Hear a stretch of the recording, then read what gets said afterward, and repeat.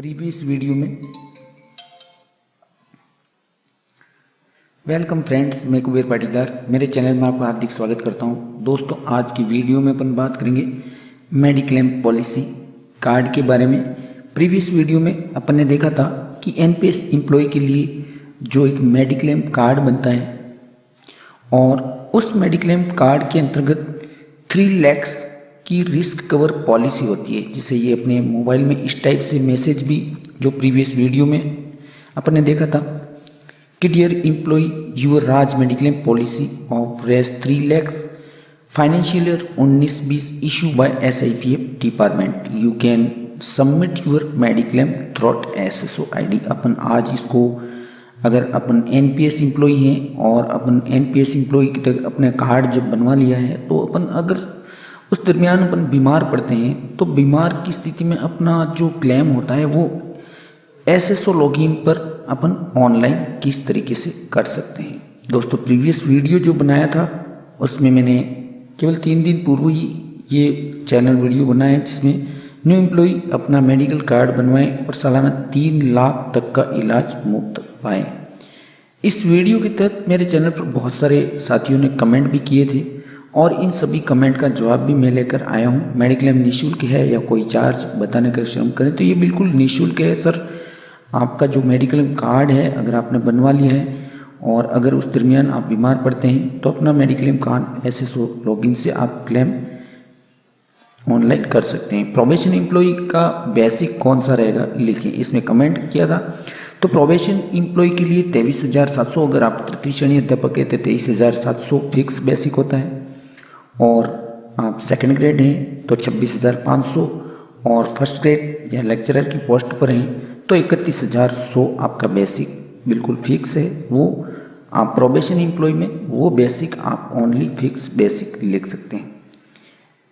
तो ऐसे कई सारे बहुत सारे सवाल भी मेरे चैनल पर कमेंट भी किए थे जैसे ही वीडियो अपलोड हुआ था, तो इन सारों के सवाल भी जवाब जो जरूरी थे वो मैंने दिए हैं। अब इस प्रोसेस को अपन ऑनलाइन किस तरीके से करेंगे, यहाँ पर ये समस्त प्रकार के इस मेडिक्लेम पॉलिसी रिलेटेड जो फॉर्म है इसका लिंक भी मैंने प्रीवियस वीडियो में दिया है। ये सिंपल सा एक पेज का फॉर्म है जिसमें आपको अपडेट करने के बाद में अपने संबंधित SIPF में ये जमा करवाना होता है, और SIPF में जमा करवाने के बाद केवल 7 दिन में आपका मेडिक्लेम कार्ड बन करके आपको प्राप्त हो जाता है। दोस्तों, यहाँ पर प्रीवियस वीडियो में मैंने केवल ये पॉइंट शायद मिस हो गया था कि न्यू पेंशन योजना नंबर, यहाँ पर आपको NPS का जो आपका 12 डिजिट का प्राण नंबर है वो यहाँ पर सबमिट करना है।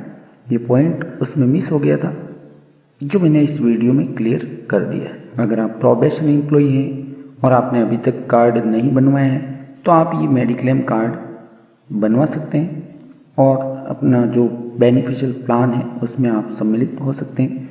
और अगर आपने कार्ड बनवा दिया है, पहले से बनवा रखा है, तो अच्छी बात है। अपन अब इसको SSO लॉगिन पर अगर इस बीमारी के दौरान अपन कोई बीमार पड़ते हैं तो अपना क्लेम अपन किस तरीके से पास करवा सकते हैं, ये अपन SSO लॉगिन पर इसकी ऑनलाइन प्रोसेस अपन देखते हैं। आप वीडियो में बने रहें। इसके लिए यहाँ पर आप अपना पर्सनल SSO लॉगिन करेंगे। यहाँ पर अपनी एम्प्लॉय ID और पासवर्ड और कैप्चा फिल आफ्टर यहाँ पर लॉगिन करेंगे। लॉगिन आफ्टर यहाँ पर SIPF पर क्लिक करेंगे। यहाँ पर आपका डैशबोर्ड ओपन होगा, state insurance and provident fund option है ऊपर मेनू में स्पष्ट।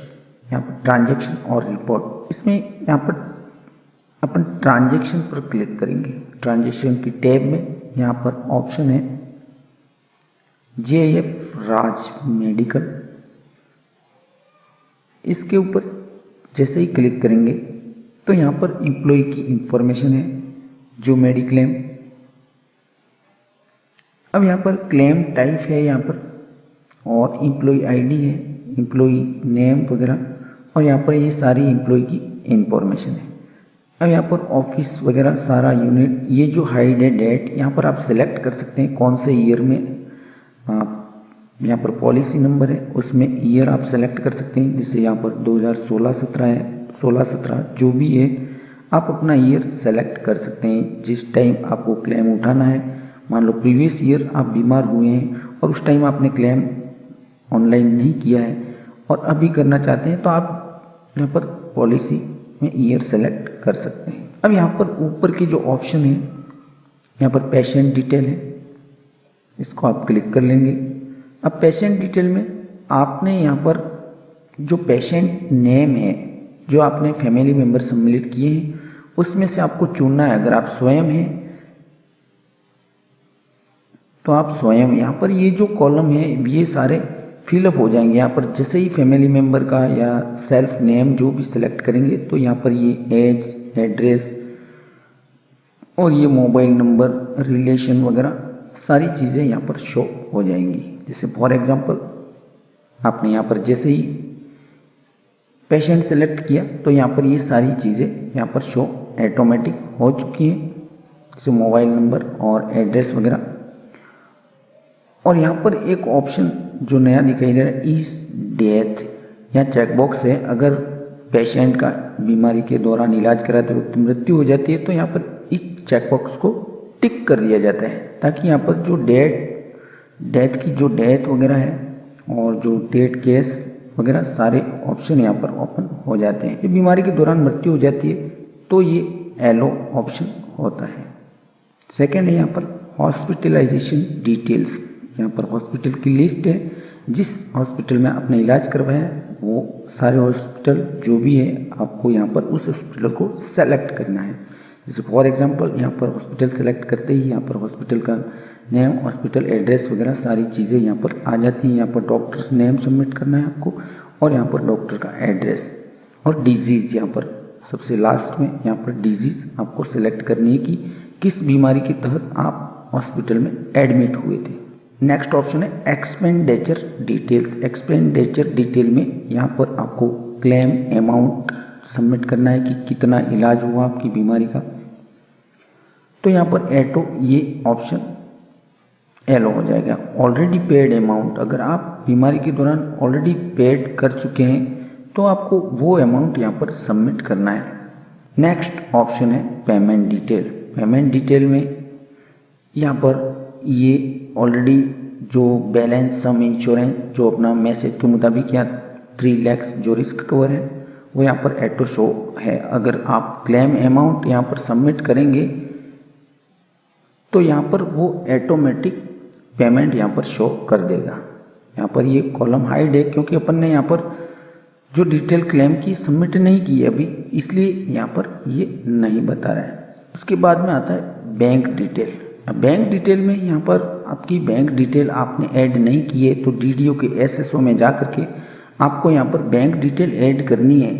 तो आपकी बैंक डिटेल ऐड करेंगे तो यहाँ पर ऑटोमेटिक शो हो जाएगी।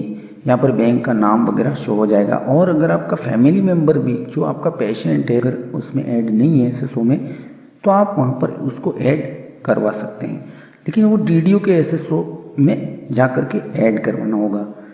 तो ये प्लीज़ यहाँ पर ध्यान देने वाली बात है।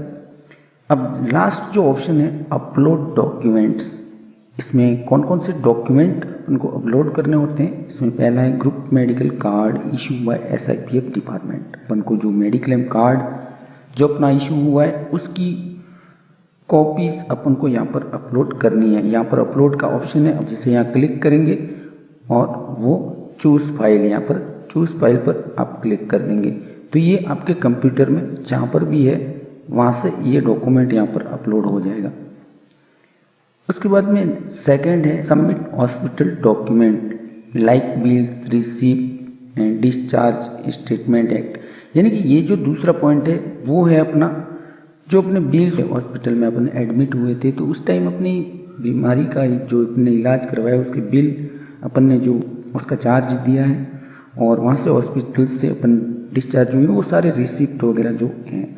और उसके बाद में आता है submit prescription and medicine bills, यानी कि दवाई के बिल यहाँ पर सबमिट अपन को करने हैं। Submitted the reports and test and investigation, अपन ने जो टेस्ट रिपोर्ट ब्लड टेस्ट करवाया है या यूरिन टेस्ट करवाया है तो उसकी सारी रिपोर्ट्स जो अपन ने चार्ज पे किया है उनका। इन केस इमरजेंसी अपेंडिक्स 6, यानी कि ये अपेंडिक्स 6 नंबर का ये फॉर्म है, ये रहा वो अपेंडिक्स 6, यानी कि ये अपन को अगर इमरजेंसी में अपन ने इलाज करवाया है तो इसके लिए ये फॉर्म अपन को यहाँ से डाउनलोड करके इसको फिलअप करना है और इसको भी अपन को यहाँ पर अपलोड करना है। यहाँ पर ये शपथ पत्र है, पेशेंट की यहाँ पर डिटेल यहाँ पर अपन को भरनी है और शपथकर्ता के हस्ताक्षर और आहरण वितरण अधिकारी यानी कि अपने डीडीओ का यहाँ पर डीडीओ द्वारा सत्यापन और इलाज करने वाले चिकित्सक द्वारा सत्यापन, यानी कि इमरजेंसी में इलाज कराया अपन ने। अगर इसमें स्पष्ट लिखा हुआ है कि उपरोक्त शपथ पत्र में उल्लिखित की गई समस्त जानकारी सही है व सत्य है, कोई भी तथ्य छुपाया नहीं गया है, यानी कि ये जो मरीज था वो रोग से पीड़ित था और उसको तुरंत चिकित्सा सुविधा प्रदान किया जाना आवश्यक था। यदि मरीज को तुरंत चिकित्सा सुविधा प्रदान नहीं की जाती तो उसके जीवन को खतरा हो सकता था, यानी कि ये शपथ पत्र है जो अपेंडिक्स 6 में आता है। यहाँ पर इसको भी अपन ऐसी परिस्थिति हो तो यहाँ पर अपन को इसको ऑनलाइन करना है। अपलोड ओरिजिनल क्लेम फॉर्म, यहाँ पर अपना ओरिजिनल क्लेम फॉर्म है, मेडिकल क्लेम फॉर्म, वो अपन को यहाँ पर अपलोड करना है। और लास्ट में है अपलोड अदर डॉक्यूमेंट, अपने आधार संबंधी कोई डॉक्यूमेंट है, भामाशाह कार्ड वगैरह जो भी अपने अदर डॉक्यूमेंट है वो सारे के सारे यहाँ पर अपलोड करने हैं। तो ये लास्ट और लास्ट यहाँ पर ये सबमिट बटन है। सारी प्रोसेस यहाँ पर सेलेक्ट आफ्टर, ये सभी ऊपर के ऑप्शन सेलेक्ट करेंगे, पेमेंट डिटेल्स वगैरह। और यहाँ पर पेशेंट डिटेल में अगर मान लो अपने पास में अपना पेशेंट नहीं है तो आप डीडीओ के एसएसओ में जाकर अपने फैमिली मेम्बर को और ऐड कर सकते हैं। यहाँ पर ये लास्ट ऑप्शन सबमिट, और सबमिट होते ही ये क्लेम एलडीसीएसआई को चला जाएगा और एलडीसीएसआई आफ्टर आपके बैंक अकाउंट में, जो आपने बैंक अकाउंट यहाँ पर सबमिट किया है उस बैंक अकाउंट में आपका जो भी चार्ज हुआ है वो आपके बैंक अकाउंट में जमा हो जाएगा। तो दोस्तों ये थी एक मेडिक्लेम पॉलिसी, जो अपनी मेडिक्लेम को अपन किस तरीके से अपने एसएसओ लॉगिन पर अपन अप्लाई कर सकते हैं। दोस्तों जानकारी पसंद आए तो वीडियो को लाइक एंड शेयर जरूर करें। Thanks for watching my video.